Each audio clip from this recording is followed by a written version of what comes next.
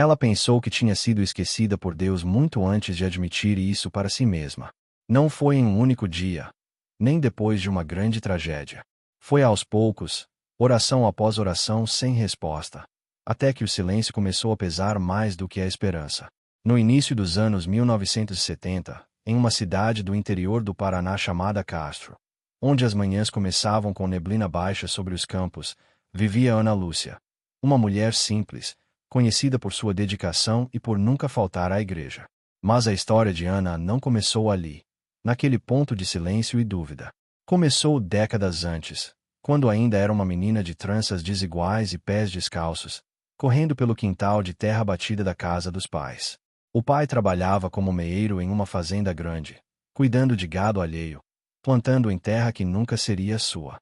A mãe lavava roupa para fora, as mãos sempre vermelhas da água fria e do sabão em pedra. Ana cresceu vendo os dois acordarem antes do sol e dormirem depois dele, numa rotina que parecia não ter intervalo. Foi nessa infância que ela aprendeu duas coisas ao mesmo tempo: que a vida era dura e que, ainda assim, havia espaço para conversar com Deus. A mãe tinha o costume de rezar enquanto trabalhava. Ana se lembrava de ouvi-la murmurar, enquanto torcia lençóis molhados: Senhor, o Senhor sabe que o dinheiro não está dando, mas também sabe que tem boca para comer aqui. Dá um jeito, que eu faço a minha parte. E, de alguma forma misteriosa que a menina não conseguia explicar, sempre dava. Não sobrava, mas também não faltava do jeito que parecia que ia faltar. Ana achava que isso era fé, pedir e receber. Simples assim. Quando tinha uns 8 anos, numa noite de tempestade forte, com raios rasgando o céu e o vento ameaçando arrancar o telhado, o pai teve que sair para ajudar um vizinho cujo galpão estava desabando. A mãe ficou na janela, olhando para o escuro, as mãos apertadas uma na outra. Ana, encolhida debaixo do cobertor, fechou os olhos e sussurrou: Deus, traz meu pai de volta agora. Minutos depois, a porta se abriu e ele entrou, encharcado, mas inteiro. Para aquela criança, aquilo foi prova de que Deus ouvia. Anos depois, olhando para trás com olhos adultos marcados pela decepção, Ana se perguntaria: como é que aquela certeza de infância se transformou em dúvida tão pesada? Porque, naquela época, parecia tão fácil acreditar. Parecia tão direto. Você pedia, Deus respondia. Simples. Mas a vida, ela descobriria, não mantém essa simplicidade por muito tempo. A escola entrou na vida de Ana como uma janela para um mundo que ela nem sabia que existia. A primeira vez que segurou um lápis de verdade, não um carvão riscando parede, foi mágico. A professora, Dona Marta, uma mulher de voz firme e olhar que via através das desculpas, ensinou Ana a juntar letras. E, quando a menina leu sua primeira frase completa em voz alta, o menino corre no campo. Sentiu algo inflar no peito. Era como se, de repente, o mundo tivesse legendas. Dona Marta notou o brilho diferente nos olhos de Ana. Enquanto outros alunos viam a escola como obrigação chata entre uma brincadeira e outra, Ana via como porta. Ficava depois da aula, voluntariamente, ajudando a apagar o quadro, arrumar as carteiras. Sempre que podia, puxava a conversa. Professora, como é que a senhora aprendeu tanto? Um dia, Dona Marta respondeu com outra pergunta. Ana Lúcia, você já pensou em ser professora quando crescer? A menina riu. Sem jeito. Eu sou só. Professora é gente importante. Professora é gente que gosta de ensinar. Você tem isso. Eu vejo. Você explica para os colegas com paciência. Não fica impaciente quando alguém demora para entender. Isso não se aprende em livro. Ou tem, ou não tem. Você tem. Naquela noite, Ana deitou na cama de tábuas que dividia com duas irmãs, olhando para o teto escuro, e fez uma oração diferente das outras. Não pediu comida, nem saúde. Pediu direção. Deus, se a senhora Marta tiver razão, se eu servir mesmo para isso, mostra o caminho. E dormiu com a sensação de que tinha colocado uma semente no chão. Agora era só esperar crescer. Os anos da adolescência trouxeram mudanças. Ana continuou se destacando na escola, mas também começou a perceber outras coisas. Suas colegas começaram a falar de rapazes, de namoro, de casamento. Algumas já saíam da escola mais cedo para ajudar em casa, preparando-se para serem esposas. Ana sentia um misto de curiosidade e distância. Não que não quisesse, mas parecia que seu coração estava dividido. Metade queria família, metade queria estudar mais. Houve um rapaz, Antônio, filho de um pequeno comerciante da cidade, que demonstrou interesse. Era educado, trabalhador, frequentava a mesma igreja. Por alguns meses, houve um namoro tímido, feito de conversas após a missa, de olhares na praça. Ana até conseguia se imaginar casada com ele, morando numa casa simples, criando filhos. Mas, quando ele falou em casamento, algo travou dentro dela. Eu queria terminar o magistério primeiro. Ela disse, quase pedindo desculpas. Ele franziu a testa. Pra quê? Ana, você vai casar, cuidar de casa. Não precisa disso. E foi ali que ela percebeu. Ele não via o ensino como vocação dela, via como hobby descartável. A conversa esfriou. O namoro terminou sem escândalo, mas com a sensação, nela, de que tinha escolhido um caminho solitário. As amigas casaram. Ela seguiu estudando. Com o sacrifício da família, Ana conseguiu fazer o curso de magistério. Foram 2 anos intensos, pegando o ônibus cedo, voltando tarde, estudando à luz de lamparina. No dia da formatura, com o diploma simples nas mãos, ela chorou. O pai, desajeitado com emoções, limpou a garganta e disse: Você é a primeira da família a ter isso aqui, filha. A primeira. Aquilo pesou mais do que qualquer ouro. A oportunidade de trabalhar como professora em uma escola rural apareceu pouco depois. Quando foi conhecer o local, entendeu que não seria fácil. A escola era uma construção de madeira com uma sala só, um quadro de giz gasto, carteiras riscadas com nomes de gerações diferentes, um pátio de chão batido e um pequeno sino pendurado em uma armação de madeira. Não havia banheiro adequado, apenas uma casinha nos fundos. Não havia biblioteca, apenas um armário com alguns livros doados. Mas, olhando aquilo tudo, Ana sentiu que estava no lugar certo. Ganhava pouco, mas se orgulhava do que fazia. Acreditava que ensinar era um chamado, quase um tipo de vocação. Quando olhava para as crianças, com os pés descalços, as mãos sujas de terra, os uniformes remendados, ela via mais do que alunos. Via futuros que poderiam ser diferentes do passado de seus pais, se aprendessem a ler, escrever, entender o mundo. Via, em cada um deles, a chance de quebrar o ciclo de analfabetismo que prendia famílias inteiras à margem. Morava sozinha numa pequena casa próxima à escola, com paredes simples e telhado que rangia nos dias de vento. A casa ficava num trecho de estrada de terra, cercada por campos de plantação de milho e pasto, com poucas casas ao redor. Era uma vida tranquila, ainda que solitária. O silêncio da casa só era quebrado pelo barulho da chaleira no fogo, pelo ranger da cadeira, pelo som do lápis corrigindo cadernos, todas as noites, pela voz baixa de Ana rezando. O cotidiano na escola tinha ritmo próprio. Ana acordava com o primeiro canto do galo, acendia o fogo, preparava um café simples, comia um pedaço de pão com manteiga. Às vezes, quando o dinheiro estava mais apertado, era só o pão mesmo. Caminhava os poucos metros até a escola, abria as janelas para arejar, limpava o quadro, organizava os poucos materiais. E esperava. As crianças chegavam em grupos, vindas de diferentes direções. Algumas moravam perto, outras caminhavam mais de meia hora. Algumas traziam merenda de casa, outras contavam com o pouco que a escola conseguia oferecer. Ana conhecia a situação de cada uma. Sabia quem vinha sem comer, quem faltava nos dias de chuva porque o caminho alagava, quem precisava ajudar os pais na colheita e desaparecia por semanas. Tinha o Pedro, filho de trabalhadores rurais, que tinha uma fome de aprender impressionante. Ele devorava os livros, fazia perguntas, queria saber como as coisas funcionavam. Ana via nele um futuro diferente, talvez até a universidade, se tivesse chance. Emprestava livros a mais, dava atenção extra, escrevia cartas de recomendação quando ele precisou tentar uma bolsa no colégio da cidade. Tinha também a Clara, extremamente tímida, que levou meses para levantar a mão na aula. Quando finalmente o fez, foi para ler um texto em voz alta. A voz tremia, mas as palavras saíam certas. Ana elogiou, e Clara sorriu pela primeira vez naquele ano. E tinha o aluno que Ana preferia não lembrar, mas que a marcou profundamente.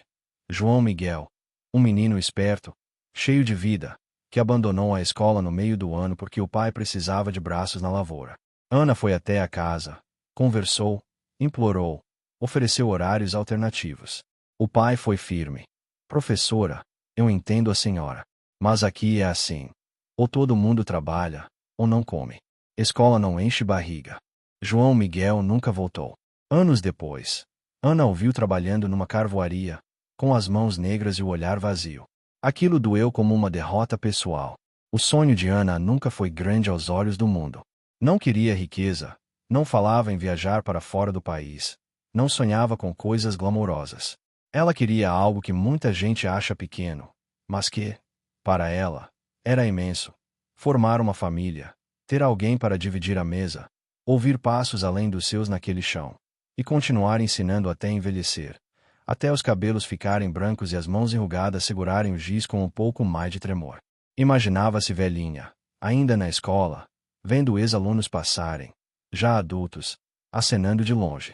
Professora Ana, lembra de mim. E ela lembraria de todos. Mas o tempo passava, e nada disso acontecia. O relógio do mundo parecia andar normal. O dela, parado. As colegas de juventude se casavam, tinham filhos, reclamavam de noites mal dormidas, de casa cheia.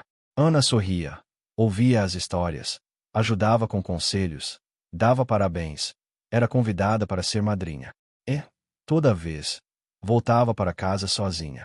A mesa, que ela sempre arrumava com 2 pratos por um hábito que não conseguia explicar, continuava quase sempre com um só ocupado.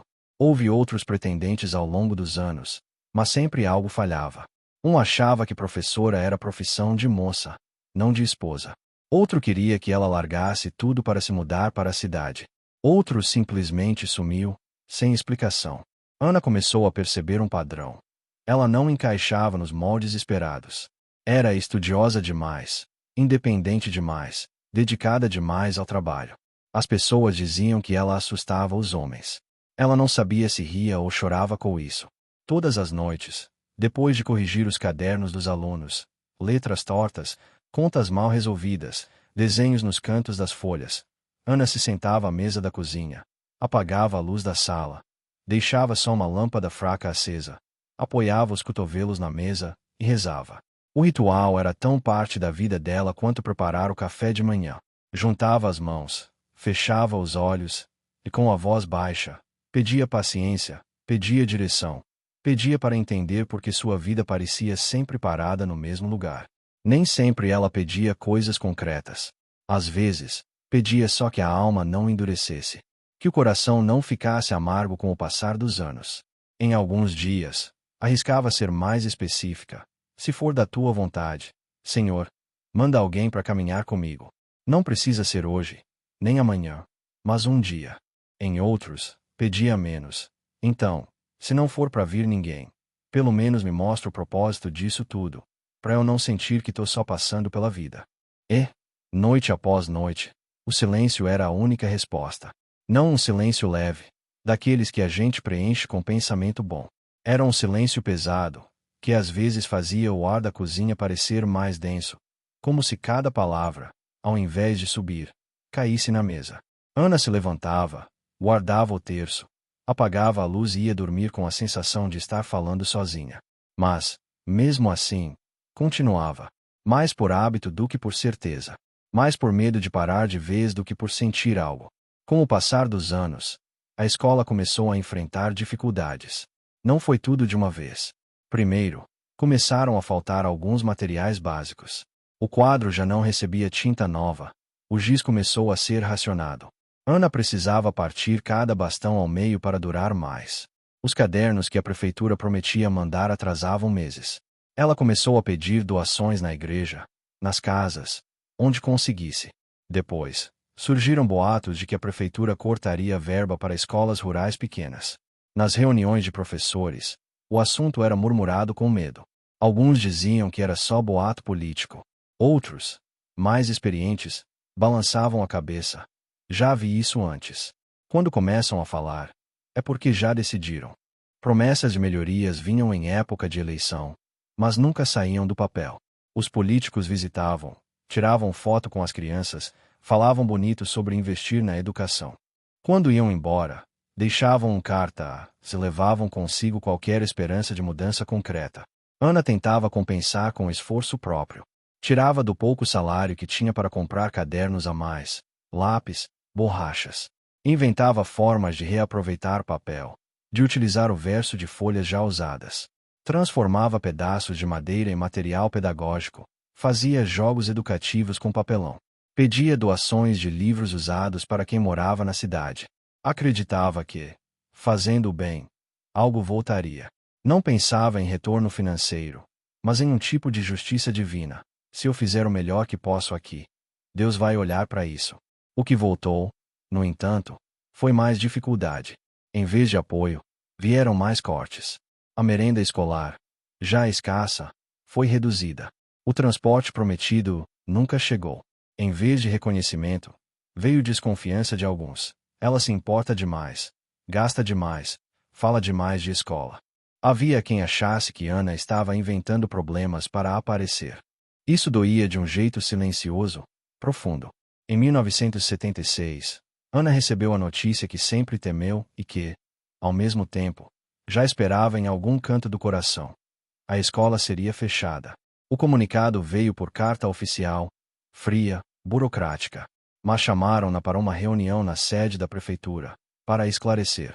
Ela foi num dia de chuva fina, vestindo sua melhor roupa, tentando manter a dignidade. Sentou numa cadeira dura, frente a uma mesa onde se sentavam dois homens que ela pouco conhecia. Um deles, com uma pilha de papéis à frente, falava num tom neutro, mirando mais o papel do que os olhos dela. Professora Ana Lúcia, a prefeitura, infelizmente, não dispõe mais de recursos suficientes para manter estruturas de ensino em determinadas localidades rurais. O fluxo de alunos diminuiu, o custo de manutenção é alto. E desfilou uma série de justificativas burocráticas. Ana ouviu tudo, sem desviar o olhar. As palavras entravam pelos ouvidos, mas não faziam sentido completo. Em algum momento, ela conseguiu reunir força para perguntar, com a voz firme: e as crianças? Houve um silêncio curto, constrangido. Elas serão encaminhadas para escolas na zona urbana. Respondeu o outro homem, ajeitando os óculos. Vamos trabalhar num plano de transporte futuramente. Ana conhecia aquela palavra, futuramente. Significava nunca, ou quando der, ou se sobrar dinheiro. Sabia que muitos daqueles alunos não teriam como se deslocar até a cidade. A distância, o custo, o cansaço, a necessidade de ajudar em casa fariam com que várias crianças simplesmente parassem de estudar ali mesmo, naquele encerramento seco, sem despedida digna. Tentou argumentar.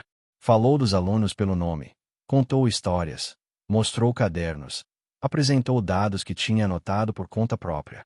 Os homens ouviram com educação cansada, do tipo que já ouviu tudo antes e sabe que não vai mudar nada. No final, um deles disse, com um meio sorriso que deveria ser consolador mas soou condescendente: a senhora é uma professora dedicada, isso ninguém duvida. Mas não é decisão nossa. É política pública. A senhora entende. Ela não entendia. Ou melhor, entendia perfeitamente que política pública, naquele contexto, significava abandono. A escola não era apenas seu trabalho. Era sua identidade. Era o lugar onde ela se sentia útil, viva, necessária. Era a prova de que sua existência tinha sentido, de que Deus a tinha colocado naquele mundo com um propósito. O processo de fechamento foi doloroso. Avisou os alunos numa manhã de junho, tentando escolher palavras que não machucassem tanto. Mas não havia forma suave de dizer: não vamos mais ter aula aqui. Algumas crianças choraram abertamente. Outras ficaram em silêncio, processando. Os pais reagiram de formas diferentes. Alguns com resignação. Era de se esperar. Outros com revolta impotente. Esse governo não presta. Outros com a frieza de quem já tinha outros problemas maiores na cabeça.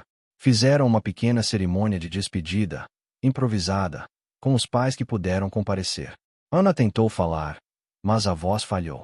Conseguiu apenas dizer: vocês sempre terão uma professora que acredita em vocês. Uma mãe trouxe um bolo simples. As crianças cantaram uma música que Ana tinha ensinado. E então, acabou. Quando as portas se fecharam pela última vez, depois de todos irem embora, Ana ficou sozinha na sala. Passou a mão nas carteiras, Sentiu as ranhuras dos nomes gravados com canivete. Olhou o quadro com o desenho que tinha esquecido de apagar. Sentou na cadeira dela, aquela de balanço que rangia, e deixou as lágrimas caírem sem tentar segurá-las. Sentiu que tinha perdido muito mais do que um emprego. Tinha perdido o propósito. Voltou para casa carregando caixas com alguns materiais, com livros que ninguém quis, com lembranças de anos. Um mapa velho, um globo desbotado, um álbum com fotos das festas da escola. A casa, que já era silenciosa, agora parecia ainda mais vazia. Não havia mais o barulho dos passinhos apressados na estrada pela manhã, nem o som de vozes infantis ao longe. Havia só cigarras, e de vez em quando, um carro passando. Sem trabalho, sem família, e agora sem direção. Ana começou a se questionar de um jeito que nunca tinha permitido antes. Continuava indo à igreja, talvez até com mais frequência, porque não tinha mais a rotina da escola para ocupar o tempo. Mas, sentada no banco, olhando para o altar, já não sentia consolo. As palavras do padre pareciam genéricas.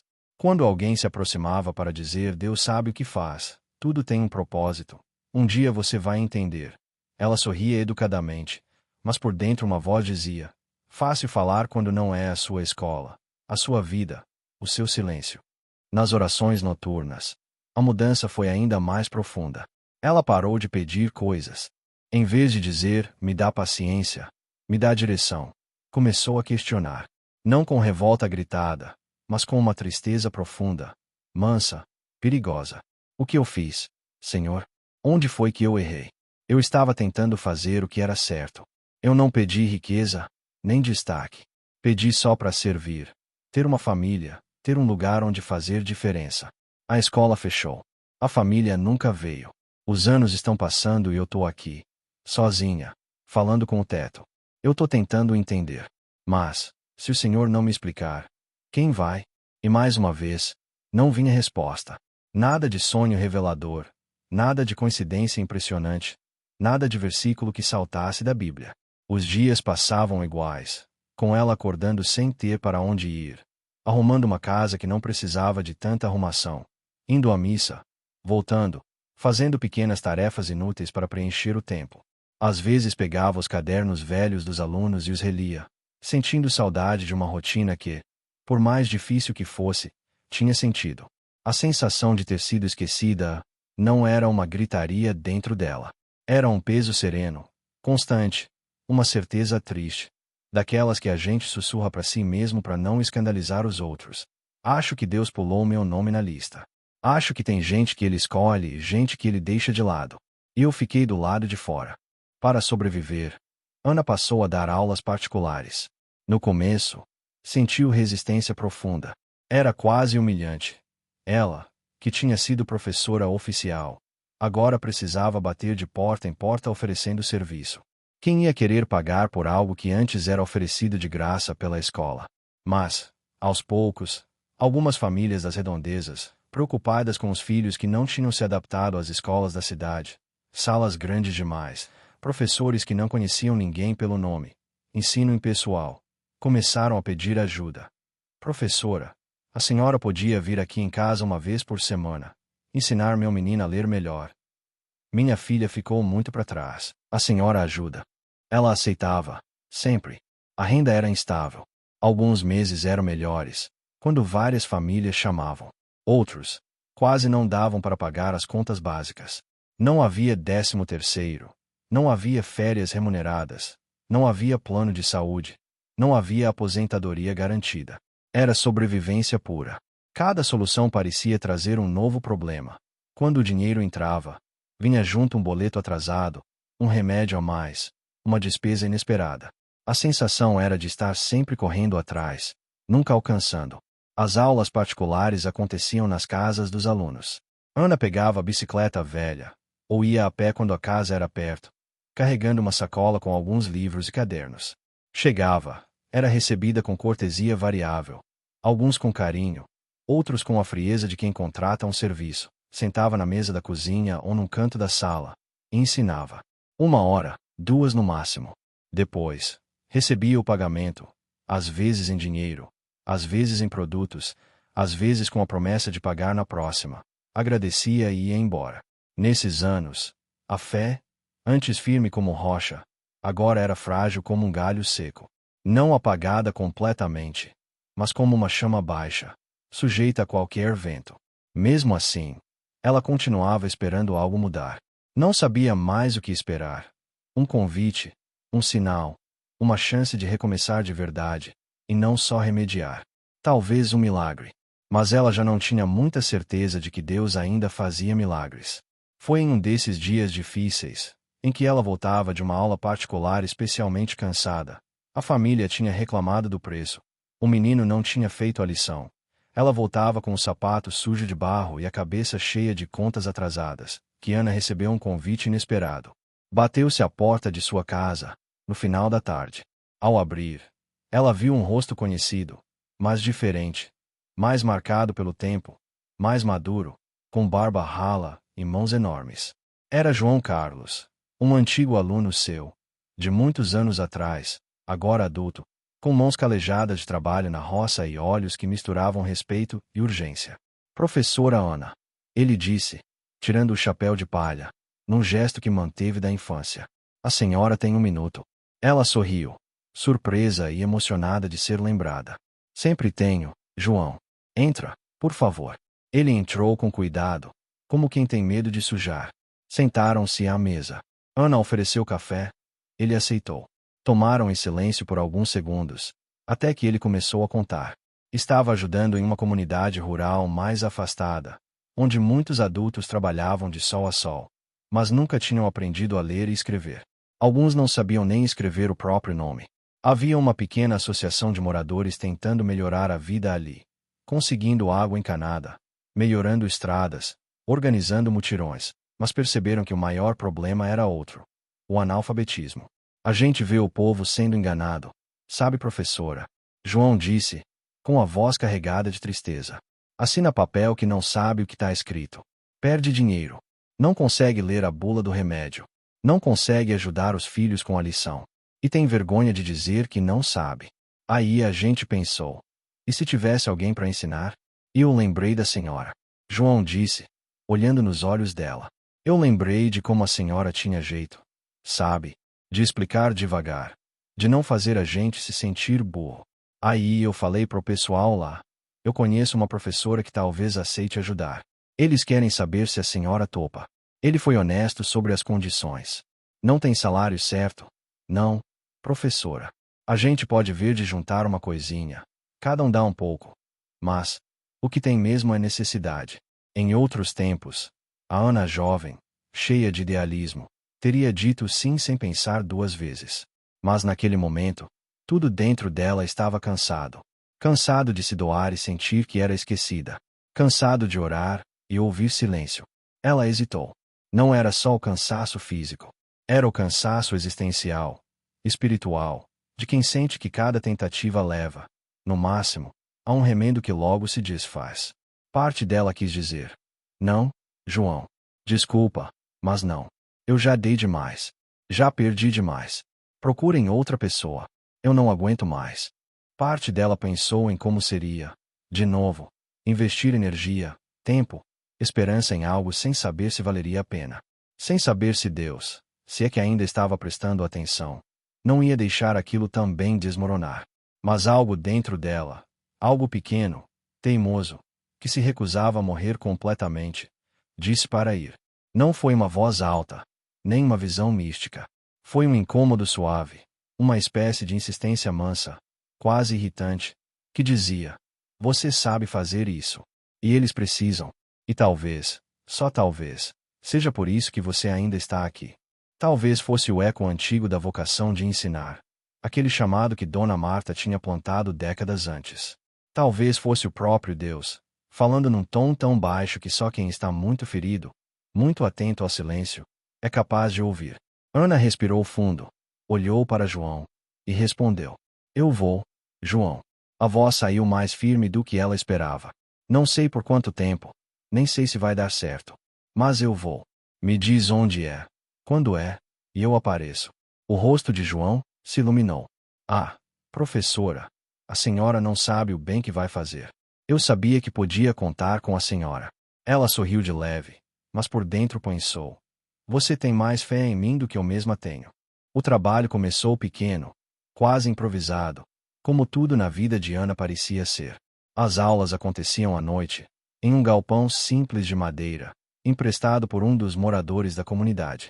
Tinha chão de terra batida, algumas cadeiras velhas trazidas de casas diferentes, uma mesa comprida feita de tábuas pregadas, e 2 lampiões a querosene pendurados em gancho de ferro, lançando uma luz amarela fraca, tremeluzente, sobre os rostos cansados das pessoas. Na primeira noite, Ana chegou com o coração apertado. Não sabia quantas pessoas viriam, nem como seria recebida.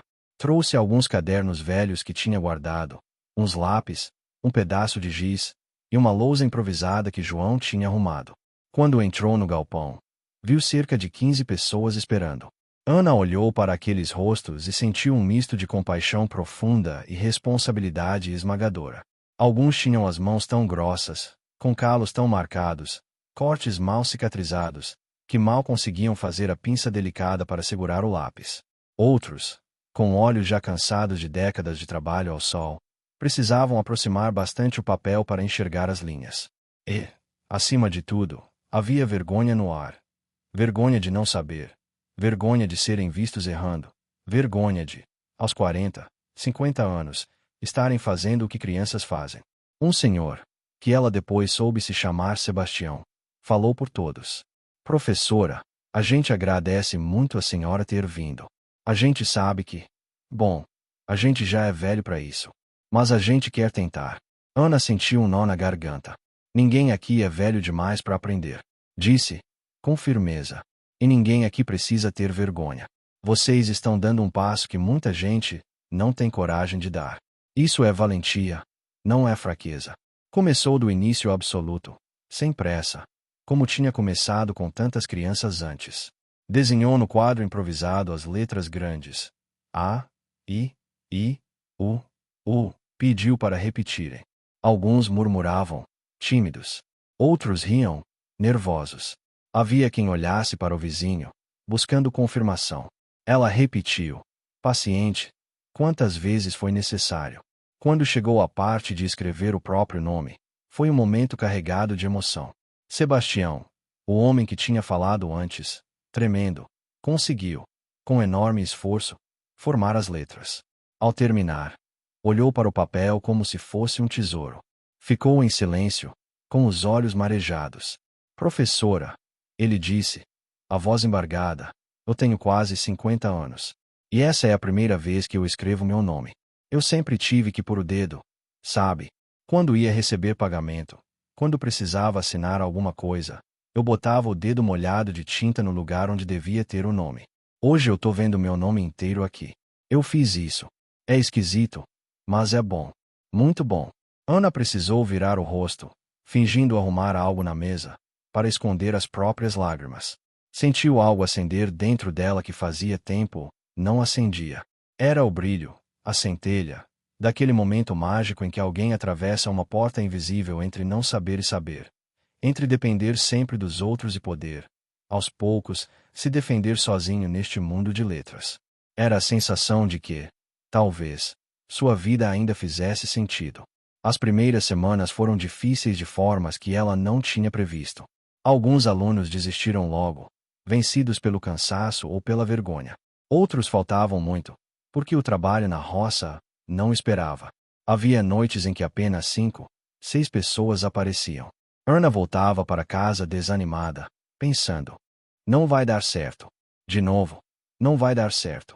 Mas, lentamente, algo mudou. Os que ficaram começaram a trazer outros.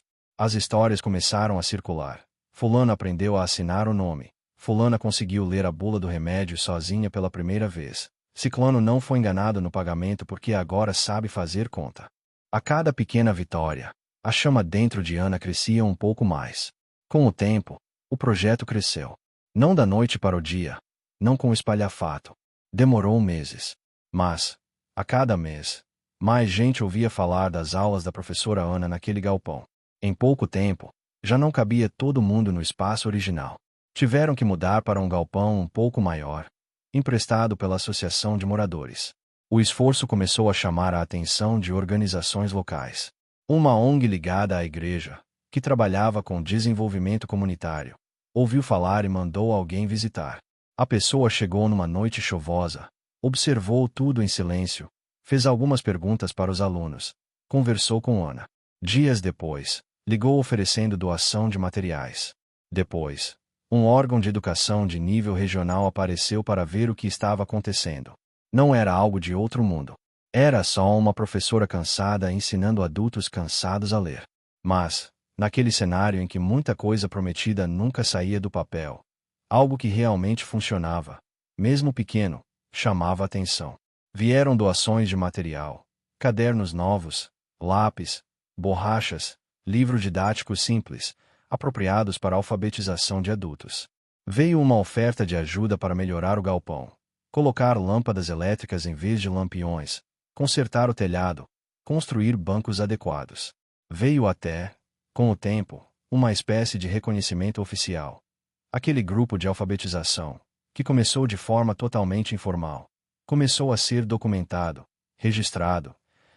Alguns anos depois, se transformou em um programa oficial de alfabetização de adultos ligado à rede pública de educação e a uma organização social que atuava na região.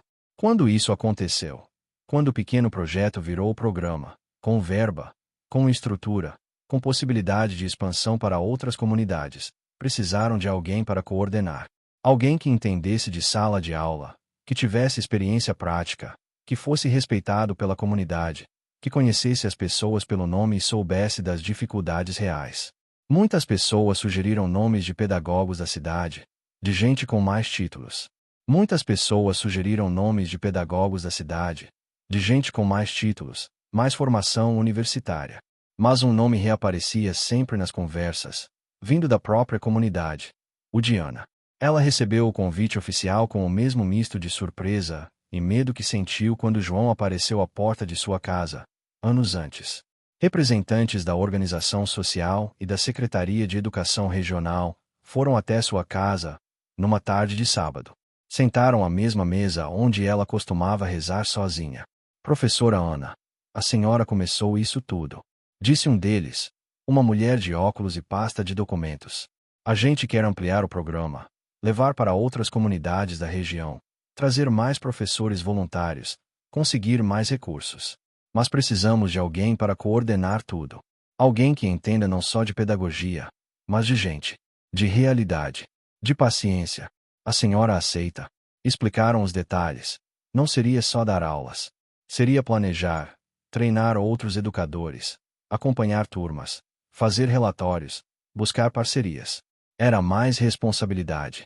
Mas também era um salário melhor, fixo, com carteira assinada, com direitos trabalhistas. Era, pela primeira vez em muitos anos, estabilidade real. Ana respirou fundo. Suas mãos tremiam levemente sobre a mesa. Lembrou da escola fechando, da sensação devastadora de ter perdido sua identidade. E agora, ali, alguém queria não só devolver uma identidade a ela, mas dar uma ainda maior, em proporção que ela jamais teria imaginado. Ela, que se sentiu esquecida por Deus, estava sendo lembrada pelas pessoas. E talvez, só talvez, isso significasse que Deus nunca tinha esquecido. Eu aceito, disse, com a voz firme, mas os olhos marejados. Nos meses seguintes, o trabalho se intensificou. Ana passou a coordenar não apenas uma turma, mas várias, em diferentes localidades. Treinava novos alfabetizadores, ensinando não apenas técnicas pedagógicas, mas sobretudo o respeito, a sensibilidade necessária para trabalhar com adultos que carregavam décadas de vergonha por não saberem ler. Participava de reuniões, elaborava materiais, buscava doações, defendia o projeto diante de autoridades. E, a cada formatura, essas cerimônias simples, mas carregadas de emoção, em que homens e mulheres de mãos calejadas recebiam um certificado de alfabetização. Ana sentia algo se curar dentro dela. Via rostos iluminados, lágrimas de alegria, famílias inteiras comemorando. Meu pai aprendeu a escrever o nome dele. Minha mãe leu a Bíblia sozinha pela primeira vez. Foi numa dessas noites de formatura, já alguns anos depois do início do projeto, que aconteceu algo que marcaria a Ana para sempre. Sebastião, aquele primeiro aluno que escrevera o próprio nome tremendo no galpão iluminado por lampiões, subiu ao pequeno palco improvisado para falar. Ele, que antes mal conseguia juntar palavras em público por vergonha, agora segurava um papel e lia, devagar, mas com clareza, um texto que tinha escrito. Eu queria agradecer à professora Ana. Quando ela chegou aqui, eu achei que era tarde demais para mim. Achei que Deus tinha esquecido de mim também. Mas ela não desistiu. E, por causa dela, eu descobri que nunca é tarde. Hoje eu leio o jornal. Hoje eu ajudo meu neto com a lição. Hoje eu assino meu nome com orgulho. Obrigado, professora. O galpão inteiro aplaudiu. Ana, sentada na primeira fileira, cobriu o rosto com as mãos e chorou. Não eram lágrimas de tristeza, mas de compreensão profunda. Naquela noite, depois que todos foram embora, Ana ficou sozinha no galpão. Ela sentou num dos bancos, olhou ao redor e, pela primeira vez em muitos anos, permitiu-se refazer mentalmente toda a trajetória. Lembrou da escola rural fechando, daquela sensação de fim absoluto. Lembrou de sair de lá carregando caixas, pensando é isso. Acabou tudo. Lembrou das noites intermináveis de oração sem resposta, da sensação crescente de ter sido esquecida, ignorada, deixada de lado. Lembrou dos anos difíceis de aulas particulares, da insegurança financeira constante, do medo de envelhecer sem ter deixado nada importante. Lembrou da tarde em que João bateu à sua porta com aquele pedido humilde, sem glamour, sem garantias. Lembrou de ter quase dito não, de ter quase desistido ali mesmo. Lembrou da primeira noite no galpão improvisado, dos olhos cansados tentando enxergar as letras sob a luz fraca dos lampiões, das mãos grossas tremendo ao segurar o lápis. Lembrou de Sebastião escrevendo o nome pela primeira vez, aos 50 anos. E agora, anos depois, via esse mesmo homem lendo em público, ensinando o neto, transformado. E, de repente, tudo fez sentido. Não todo o sentido, porque algumas perguntas nunca teriam resposta completa, mas o suficiente. Se a escola não tivesse fechado, ela nunca teria saído daquele espaço limitado, daquele território confortável. Nunca teria deixado o lugar conhecido para se arriscar no desconhecido. Teria continuado ensinando crianças da mesma região, repetindo as mesmas lições ano após ano, talvez até se aposentando ali, com uma pequena placa na parede e um obrigado protocolar. Não teria conhecido esse outro mundo, o mundo dos adultos marcados pelo tempo, das mãos calejadas que tremiam ao escrever, das histórias de gente que, por não saber ler, havia sido enganada em contratos, perdido dinheiro, assinado documentos sem entender, vivido décadas à margem. Não teria descoberto que seu dom de ensinar podia alcançar não apenas crianças, mas gerações inteiras de pessoas que achavam que era tarde demais. Se não tivesse se sentido tão perdida, tão abandonada, tão no fundo do poço, talvez nunca tivesse aceitado um convite tão arriscado, tão sem garantia, tão improvável. O que parecia abandono naquele momento sombrio foi, na verdade, um empurrão doloroso mas necessário que ela nunca teria coragem de dar sozinha. Não foi Deus dizendo não vou mais te usar. Foi Deus dizendo vou te usar de um jeito que você nunca imaginaria. Mas, para isso, vou ter que fechar uma porta que você ama. Ana levantou-se, caminhou até o quadro, pegou o giz esquecido. Sem pensar muito, escreveu algo grande, com letras firmes, obrigada. Ficou olhando aquela palavra por alguns segundos. Depois, sentou-se novamente no banco simples, juntou as mãos e começou a rezar. Mas não como rezava antes. Não com lista de pedidos, não com perguntas amargas, não com silêncio pesado. Eu vim te pedir perdão, disse, em voz baixa, mas firme, por ter pensado tantas vezes que o Senhor tinha me esquecido, por ter achado que o silêncio era abandono, por ter olhado só para o que eu perdi e não ter conseguido ver o que o Senhor estava preparando. Eu via a escola fechada e achava que era fim.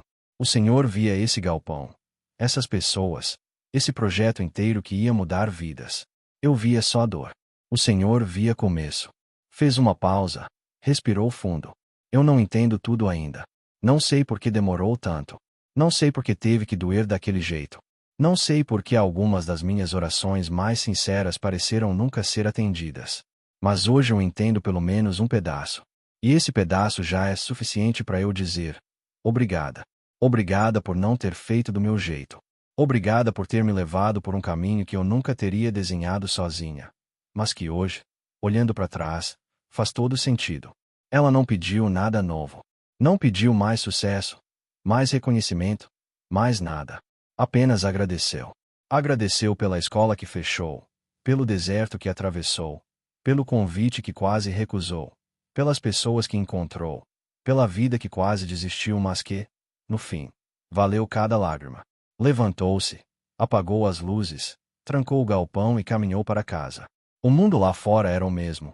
Estrada de terra, casa simples, cachorro latindo ao longe, vento frio da noite batendo no rosto. Mas, por dentro, algo fundamental tinha mudado. O sentimento de esquecida tinha cedido lugar para um novo. Conduzida, mesmo quando não entendia o caminho. Anos depois, numa cerimônia de reconhecimento promovida pela Secretaria de Educação Regional, Ana receberia uma homenagem pelo impacto do programa de alfabetização que coordenava. Centenas de adultos já tinham passado pelas turmas. Muitos tinham conseguido empregos melhores. Alguns tinham voltado a estudar. Outros simplesmente recuperaram a dignidade de assinar o próprio nome. Na plateia, estariam rostos que ela conhecia, vidas que ela tinha tocado. E, ao receber o certificado, ela diria apenas: eu não fiz nada sozinha. Fui apenas um instrumento. E, durante muito tempo, achei que era um instrumento quebrado, descartado. Hoje sei que Deus só estava me preparando para uma obra maior. Se essa história tocou você, que talvez esteja olhando agora para uma área da sua vida que fechou, um emprego que acabou, um relacionamento que terminou, um projeto que desmoronou, uma porta que foi trancada sem você ter girado a chave, vale guardar o que a vida de Ana Lúcia mostra com clareza. O silêncio de Deus não é ausência. Às vezes, é preparação silenciosa, invisível, que só faz sentido anos depois. Às vezes, é Ele desmontando uma estrutura que, embora parecesse boa e segura, era pequena demais para o plano que Ele tinha guardado. Talvez você ainda esteja exatamente na fase em que Ana estava quando recebeu a notícia do fechamento da escola. Com a caixa na mão, sem chão sob os pés, com a impressão devastadora de que tudo aquilo que você construiu com tanto sacrifício foi simplesmente jogado fora, desperdiçado, esquecido. Talvez esteja na fase das orações sem resposta, da fé cansada, frágil, quase apagada, dos conselhos bem-intencionados dos outros soando completamente vazios na sua dor. Ou talvez você já esteja na fase do convite inesperado, aquele pedido estranho, sem glamour, sem garantia, que parece trabalho demais para recompensa de menos, mas que, lá no fundo, em algum canto escondido do coração, acende uma faísca minúscula de algo que você nem sabe mais se deve chamar de esperança ou apenas teimosia. Seja qual for o ponto do caminho em que você está agora, não confunda silêncio com desprezo. Não confunda demora com abandono. Nem sempre Deus explica antes. Muitas vezes, Ele apenas convida, num sussurro tão baixo que só quem está muito machucado, muito atento ao vazio, consegue ouvir. Vem. Confia mais um pouco. Só mais um pouco.